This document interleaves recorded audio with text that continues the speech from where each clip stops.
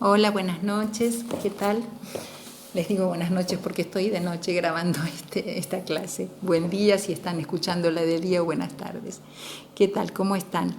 Bueno, hoy vamos a comenzar la tercera unidad del programa de seminarios. Como les decía, esta unidad tiene como tema sueños. Habrán visto en el cronograma que vamos a tomar 4 clases para poder desarrollar este tema y las 2 primeras las voy a dar yo, Mónica Chávez, que ya me conocen y vengo dando desde la primera clase de seminario, pero las últimas 2 clases de este tema las va a dar otra profesora, que es la profesora Liliana Patri. Bueno, este tema que comenzamos hoy tiene la particularidad de ser un tema que compartimos tanto con el espacio de prácticos como con el espacio de teóricos. Habíamos comentado que no siempre estamos compartiendo los mismos temas, aunque sean temas que se cruzan y se corresponden. Pero acá, en este momento, vamos a comenzar a trabajar en conjunto con prácticos y con teóricos el mismo tema, aunque desde distintas perspectivas. En los trabajos prácticos y en los teóricos se aborda especialmente a partir de una pregunta que es ¿por qué se sueñan imágenes? Y esto lo lleva a Freud a producir un esquema explicativo que es el esquema del aparato psíquico, la primera tópica freudiana. En este espacio nos valdremos de ese material desplegado en el texto La interpretación de los sueños, pues retomaremos el carácter alucinatorio del sueño, es decir, que veremos que los sueños comparten todos este rasgo de estar constituidos por imágenes visuales, pero vamos a encarar el tema desde una perspectiva clínica, es decir, vamos a ver el valor que tiene la interpretación de los sueños dentro de un tratamiento psicoanalítico. Para alcanzar este objetivo, vamos a comenzar con una frase del capítulo 7 de la interpretación de los sueños que se encuentra en el apartado B. Y es este apartado el que tienen que trabajar en teóricos y en prácticos. Pero como esta frase que les voy a leer tiene la particularidad de englobar los temas que vamos a trabajar en seminarios, me parecía interesante tomar de allí esta frase. Dice así: el sueño es un acto psíquico de pleno derecho y su fuerza impulsora es un deseo a realizar. Su aspecto, las más de las veces absurdo, es efecto de la censura psíquica. Colaboran también en su formación la necesidad de condensar el material psíquico, el cuidado por la figurabilidad y además el cuidado porque el producto total presente un aspecto racional y coherente. Todos estos temas, hasta ahí la cita, ¿no? Todos estos temas los vamos a trabajar en seminarios. Por eso me parecía interesante tomarla como una introducción. Ahora bien, que sea presentado como un acto psíquico nos llama la atención. Hoy en día nadie duda de que el sueño es un acto psíquico, al igual que el olvido de los nombres, el chiste, el acto fallido. Recuerdan que mencionábamos los sueños como otra de las formaciones del inconsciente cuando hablamos de recuerdos encubridores. Luego retomaremos estas formaciones para ver las similitudes que presentan con el sueño, pero aún antes de adentrarnos en estas semejanzas, creo que no habría dudas en considerar que el sueño es un acto psíquico y sobre todo una formación del inconsciente. Entonces, ¿por qué habrá tenido que aclarar Freud en el año 1900 cuando escribe la interpretación de los sueños, que es un acto psíquico y de pleno derecho. Esto es porque en la época en que Freud produce este texto, el sueño era estudiado solo en su aspecto fisiológico. Considerando los científicos de ese momento que la búsqueda de un sentido, es decir, el desciframiento o interpretación de un sueño, eran más bien tareas relegadas a los ámbitos no científicos e inclinados a la superstición. Nos cuenta Freud que para los médicos de aquel entonces los sueños eran solo fenómenos producidos por estímulos sensoriales y corporales que alcanzaban al durmiente desde afuera, o bien se activaban por el funcionamiento de los órganos internos. En una de las conferencias, Freud cita a un científico de la época llamado Binz, que los consideraba como un proceso físico, en todos los casos inútil y en muchos casos enfermizo. Fíjense qué noción se tenía de los sueños. A pesar de que él era un médico, ustedes ya saben que era neurólogo y que había dedicado mucho tiempo a la investigación del sistema nervioso, dice que si bien no desestima los aportes médicos respecto de este tema, lo que más le va a interesar es la concepción de los legos, es decir, aquellos que quedaban por fuera del saber científico, pues eran los que más se aproximaban a la verdad, considerando que los sueños tienen un sentido y que, por lo tanto, a este sentido se puede llegar mediante el trabajo de interpretación. Además de rescatar esta opinión de ciertos sectores no científicos de la época, Freud resalta el prestigio que hacía muchos años tenían los interpretadores de sueños. Nos cuenta Freud que tanto los reyes como los emperadores o los faraones tenían entre sus consejeros un interpretador de sueños, sin el cual no emprendían ningún evento importante, por ejemplo, una batalla o la conquista de una ciudad. Fíjense qué llamativo que a lo largo de los siglos había pasado de ser una práctica altamente valorizada, la interpretación de los sueños, para pasar a ser una práctica despreciada y devaluada por la ciencia positivista de la época, es decir, a principios del siglo XX. Freud propone volver a las fuentes y revalorizar el saber popular. Sin embargo, estima que tiene que hacer algunas diferencias, tanto con los antiguos como sus contemporáneos. Los antiguos o los contemporáneos desde el saber popular consideraban que el significado de los sueños era premonitorio, es decir, creían que el sueño anunciaba, predecía el futuro. Por ejemplo, el emperador Alejandro Magno llevaba a un interpretador de sueños para que le prediga el resultado de una posible conquista de una ciudad. Para Freud, por el contrario, el contenido del sueño no está relacionado al futuro, sino que se relaciona con la actualidad que cobra algo del pasado. Eso del pasado es un deseo infantil.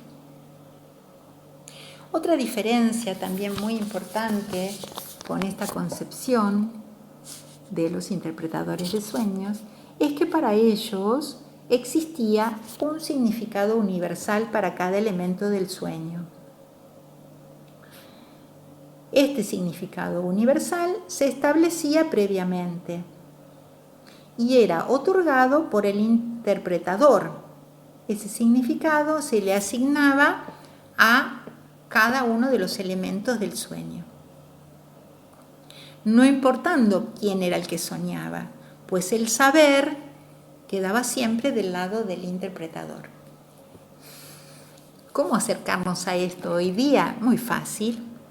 Hoy día, a pesar de todo el esfuerzo freudiano por desandar el camino de los antiguos interpretadores de sueños, si ustedes le preguntan a Google qué significa, por ejemplo, soñar con escaleras o con jirafas o con el mar o con lo que se les ocurra, Google, como el actual interpretador de sueños, dirá significa tal o cual cosa, no importando la particularidad del soñante, pues cualquiera le puede preguntar y hay una interpretación general de cada elemento del sueño.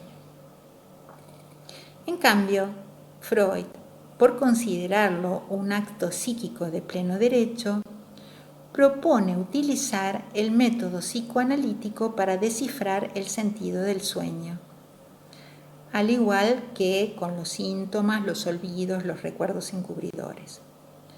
Partiendo de la idea central para el psicoanálisis de que el saber no está en quien escucha el sueño, es decir, el interpretador, sino que el saber está en el soñante. Y que este saber es un saber no sabido por el sujeto, pero que podrá apropiarse de él si asocia libremente, es decir, como decíamos en otras clases, si despliega la cadena asociativa. A diferencia de los otros interpretadores, Freud propone un método de desciframiento que respeta la particularidad del soñante, pues considera que es el que soñó el que sabe acerca del sentido del sueño. Si el soñante pregunta acerca del sentido de su sueño, el psicoanalista le dice, bueno, hable, asocie libremente y ya se va a enterar. Al igual que a las otras formaciones del inconsciente, Freud también hace hablar al sueño, pues parte de la idea de que todas estas manifestaciones son sustitutos de un material reprimido, formaciones sustitutivas, producto o resultado de un conflicto psíquico, entre dos partes en pugna. Una parte que ejerce censura y otra parte que es la censurada. Como el sueño también es efecto de un conflicto psíquico, conviven en él las dos partes en pugna, es decir, se trata entonces de una formación de compromiso, una transacción entre lo censurado y la censura. Del mismo modo hablábamos de los recuerdos encubridores y decíamos que esto es aplicable también a cualquier formación del inconsciente. Los sueños, como el olvido y las operaciones fallidas, tienen la ventaja de presentarse en personas sanas. Cuando hablamos acá de personas sanas, nos referimos a personas asintomáticas, sin síntomas. Lo ventajoso de estas manifestaciones es que le permiten a Freud considerar la instancia inconsciente también manifestándose no solo en aquellos pacientes que padecen síntomas, sino en todas las personas que no padecen síntomas.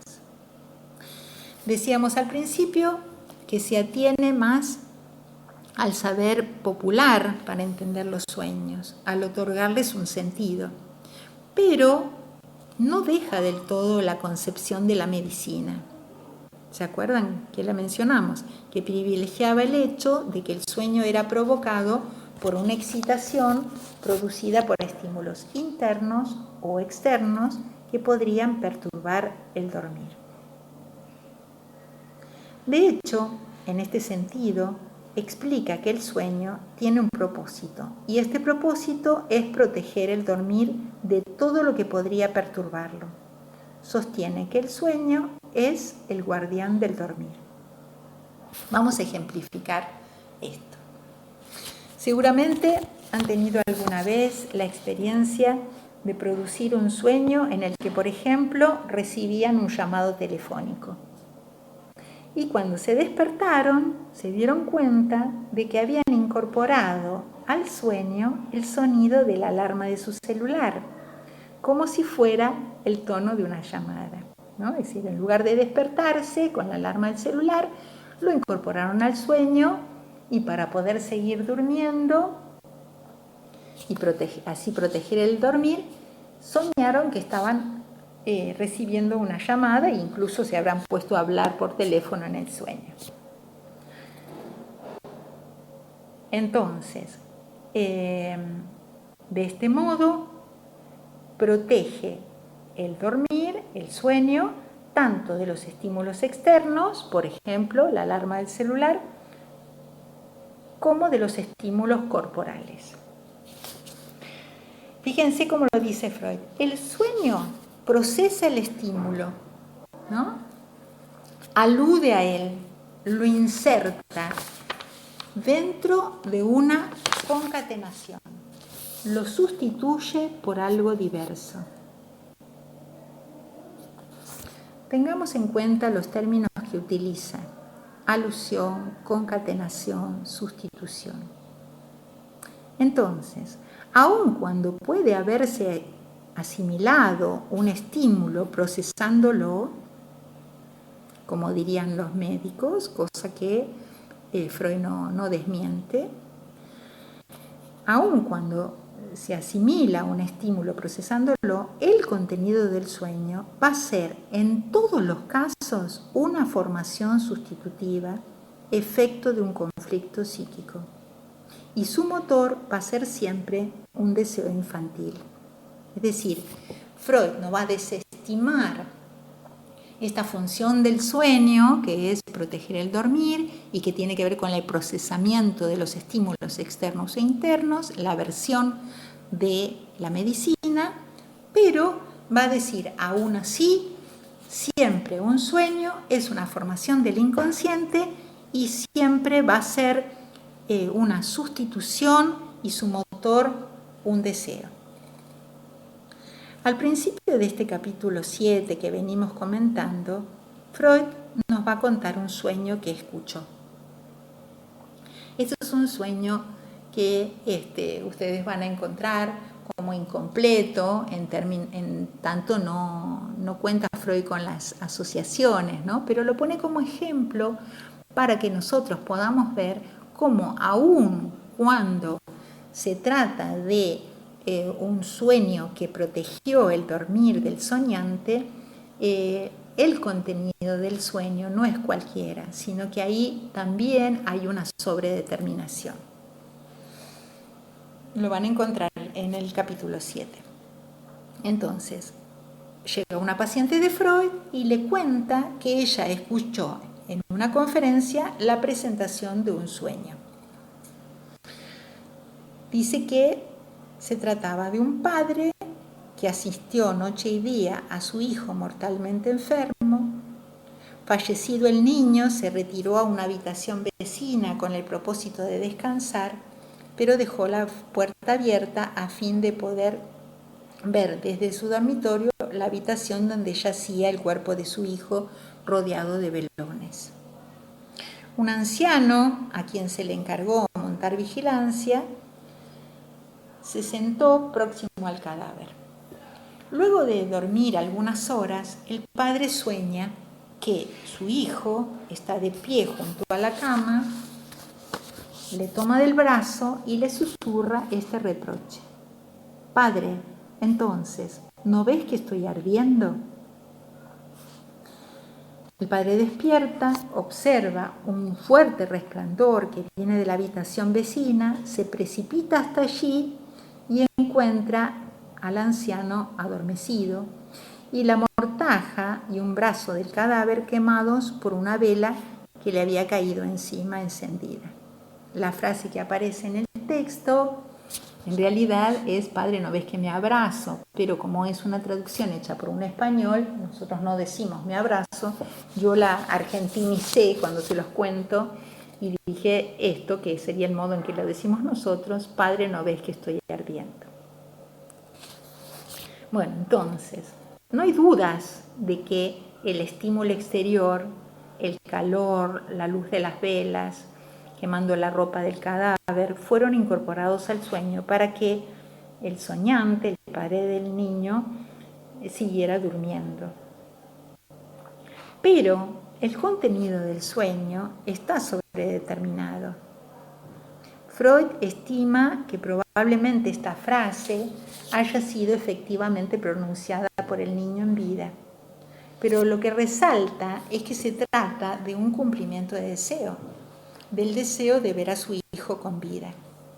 Y en virtud de ese cumplimiento de deseo, prolongó el padre su dormir.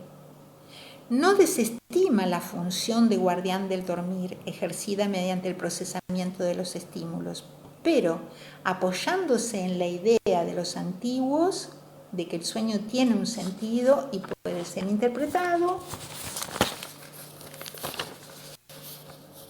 propone su desciframiento.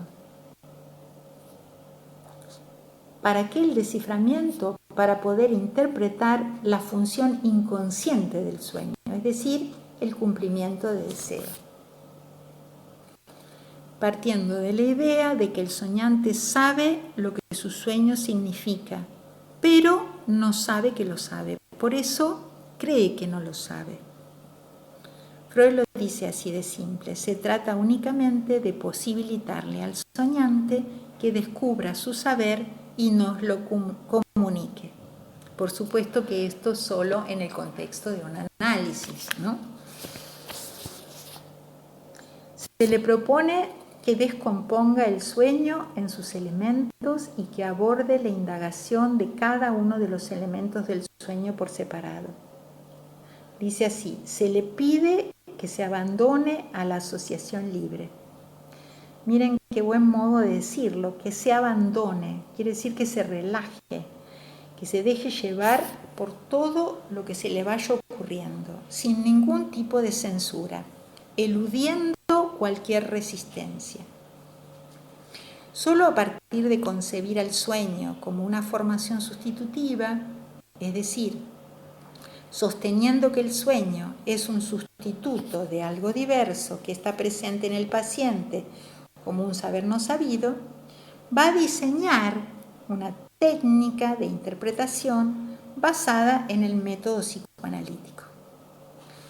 Esta técnica entonces consiste en producir eso inconsciente, es decir, el saber no sabido.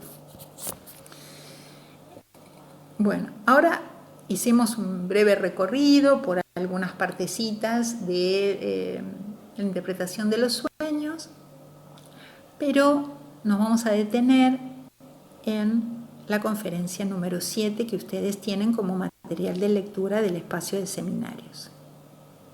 En esta conferencia número 7 desarrolla las 3 reglas del trabajo de interpretación.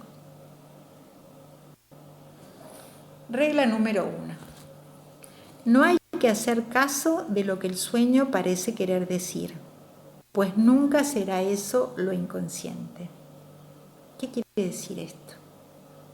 Hay un material que nos trae el soñante cuando nos cuenta el sueño. Es el relato del sueño. Y justamente, como sabemos que se trata de una formación sustitutiva, aquello que nos cuenta será el punto de partida. Freud le va a llamar texto sagrado a esto que nos cuenta el paciente. Es decir, hay que tomarlo a la letra para que a partir de allí se despliegue la cadena asociativa. Regla número 2. Hay que limitar el trabajo a evocar para cada elemento las representaciones sustitutivas sin reflexionar sobre ellas. Se refiere acá a lo que adelantábamos. Se le pide al paciente que descomponga el sueño en diferentes elementos o partes y que vaya diciendo todo lo que se le ocurra a partir de cada elemento. Pero el acento está puesto en sin reflexionar. Esto de sin reflexionar sobre ellas es otro modo de decir abandonarse a las ocurrencias, no oponer resistencia.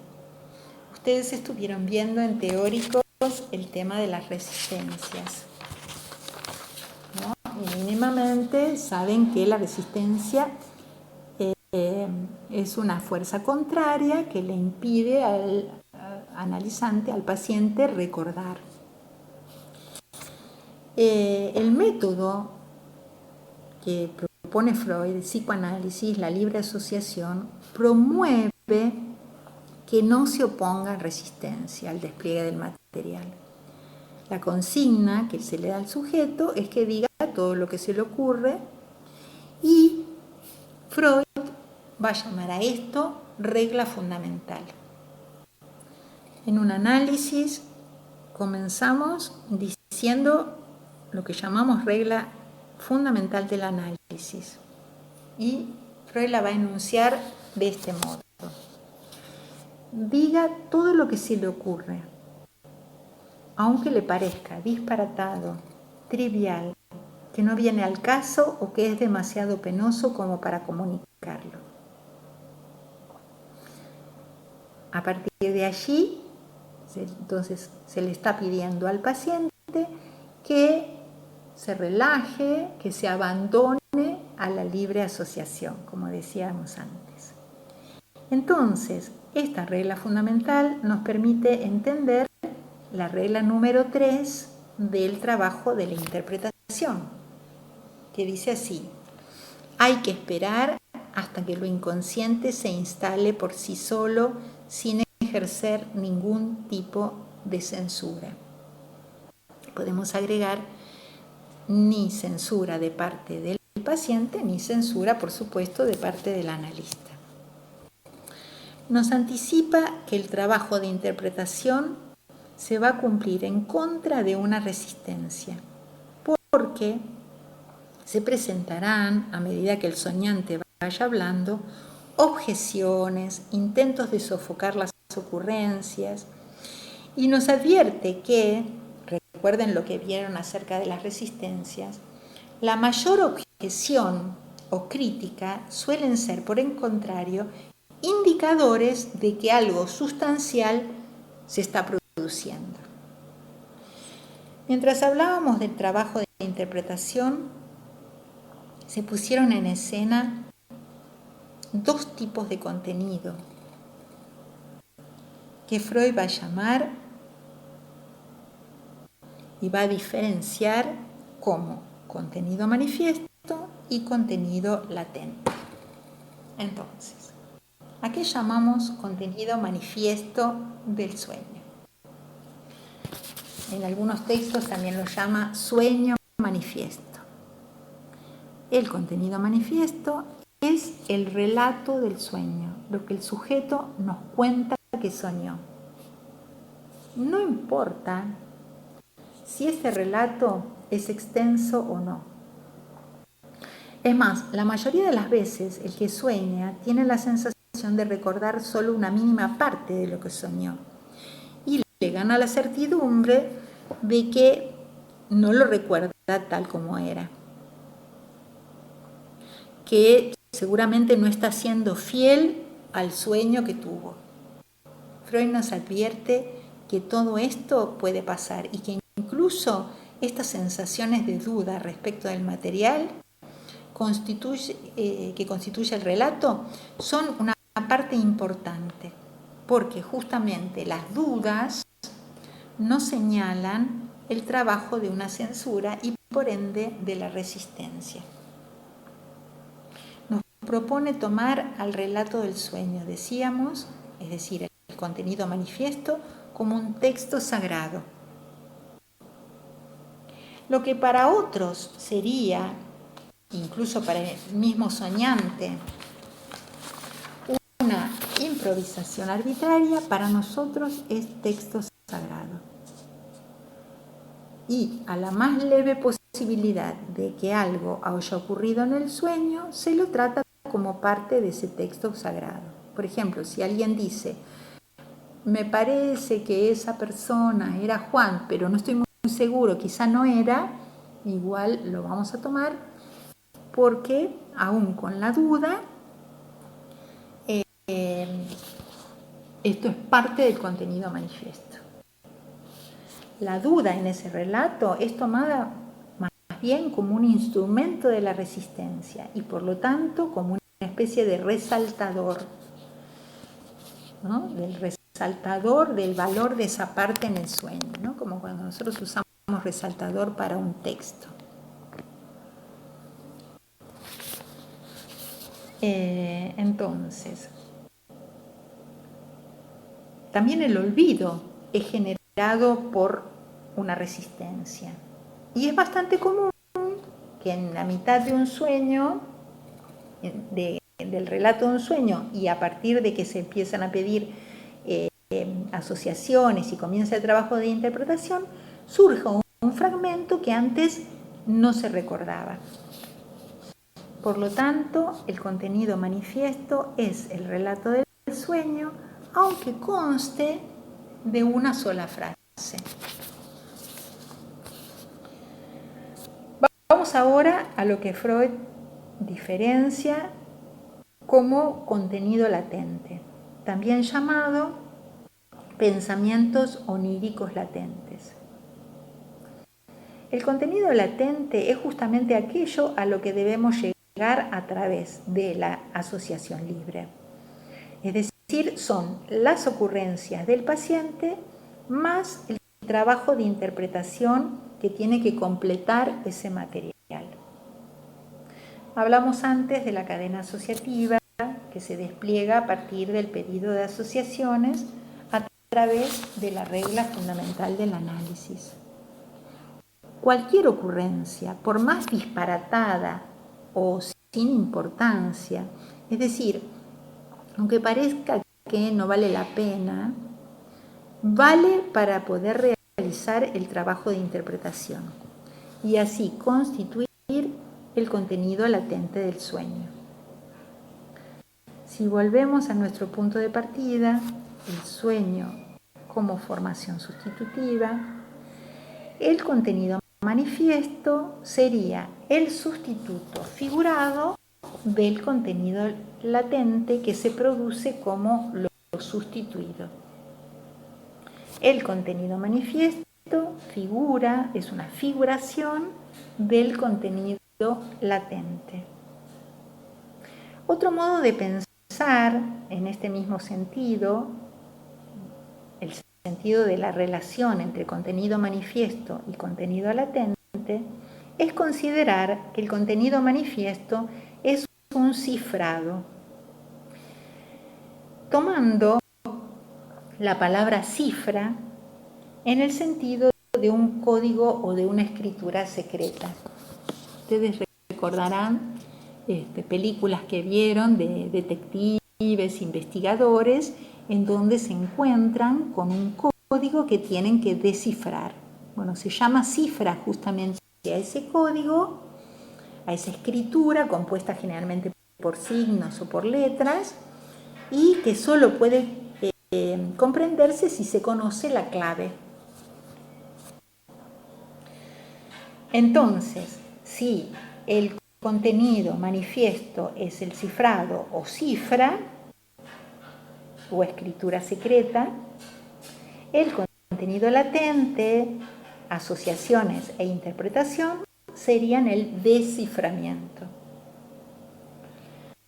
Algo que resulta notorio y que por eso mismo lo hemos sobreentendido es que el contenido manifiesto del sueño es un relato de una serie de imágenes visuales. Decíamos al principio que un rasgo común que tienen todos los sueños, además de proteger el dormir y de tener como función inconsciente ser cumplimiento de deseos, es que se sueña en imágenes visuales.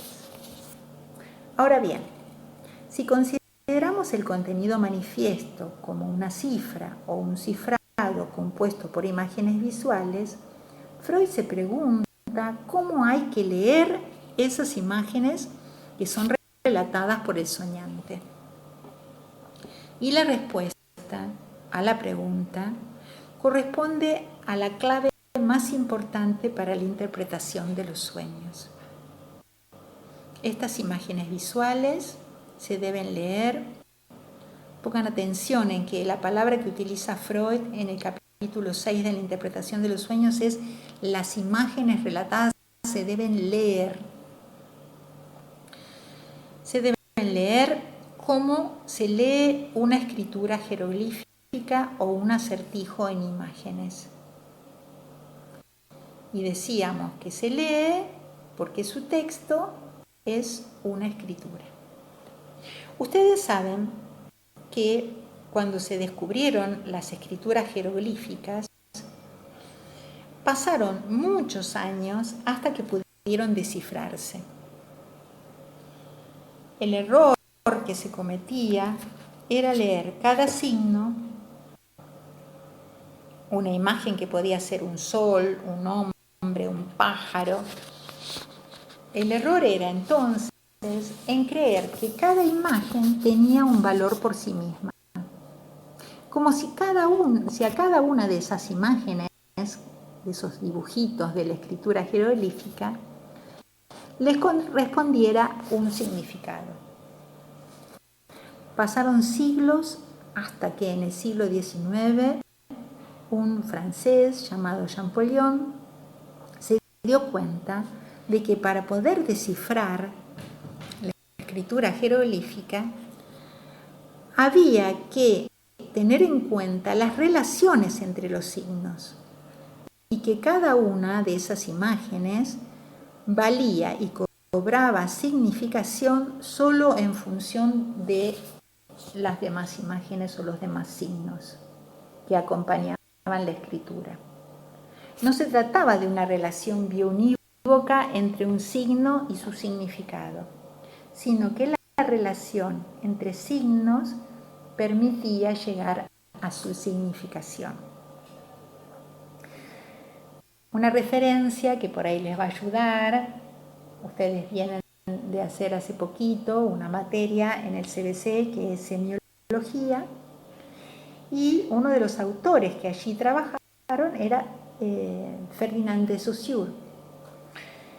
Recuerden que en este sentido de Saussure trabaja el concepto de valor y habla de el valor en términos de que los signos actúan no por su valor intrínseco, sino por su posición relativa. Es decir, cada signo vale solo en relación a los otros signos. Volviendo entonces a las imágenes del sueño, cada imagen vale solo en relación a las otras imágenes del sueño. Esta es una clave para la interpretación.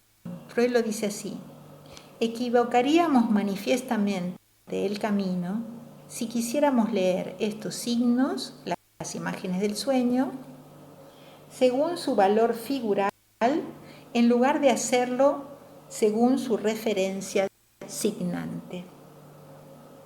O de este modo, el sueño es un rebus y nuestros predecesores cometieron el error de juzgar la pictografía como composición pictórica.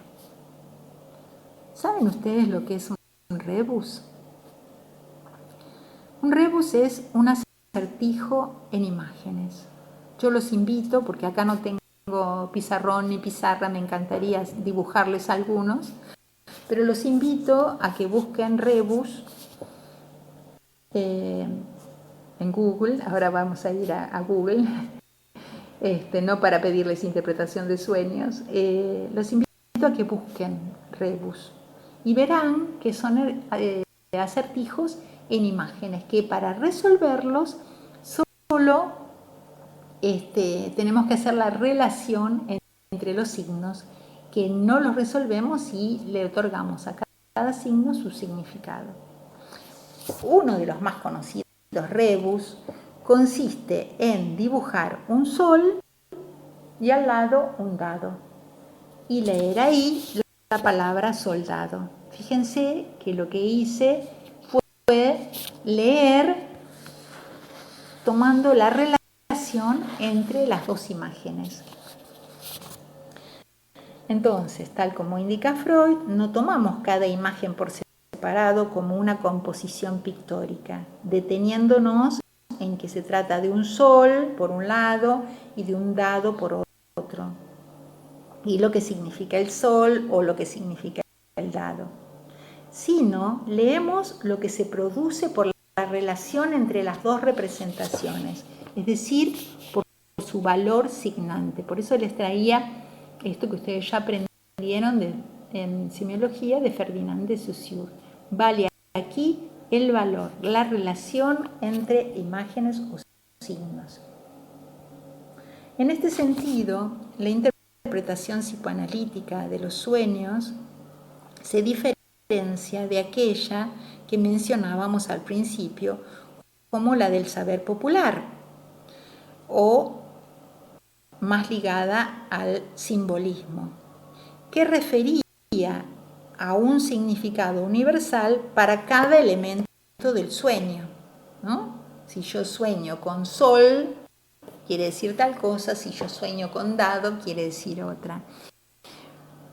Entonces, lo que acá nos propone Freud es que nosotros soñamos sin imágenes, relatamos, hacemos un relato de esas imágenes y que para poder interpretarlas tenemos que leer las relaciones que se establecen entre esas imágenes del sueño y no tomando el significado que pueda tener cada una de esas imágenes, sino las relaciones entre ellas.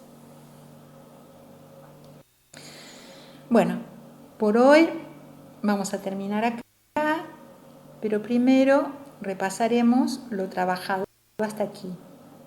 Vimos el valor que le da Freud al sueño como acto psíquico. Si bien recoge la función del sueño como guardián del dormir, nos propone descubrir la función inconsciente del sueño, o sea, la realización o cumplimiento de deseo. ¿Mediante qué? Mediante el trabajo de interpretación, partiendo de la idea del sueño como formación sustitutiva, efecto de un conflicto psíquico, donde el contenido manifiesto es el sustituto figurado de los pensamientos oníricos latentes a producir. Finalmente, vimos que para poder leer el sueño lo debemos tomar como una escritura jeroglífica o un rebus. Bueno, hasta acá. Para la próxima clase, lean por favor la conferencia 7, que es la que empezamos a trabajar hoy, y la conferencia número 9. Muchísimas gracias. Nos encontramos de nuevo el martes que viene. Que tengan una linda semana. Chao.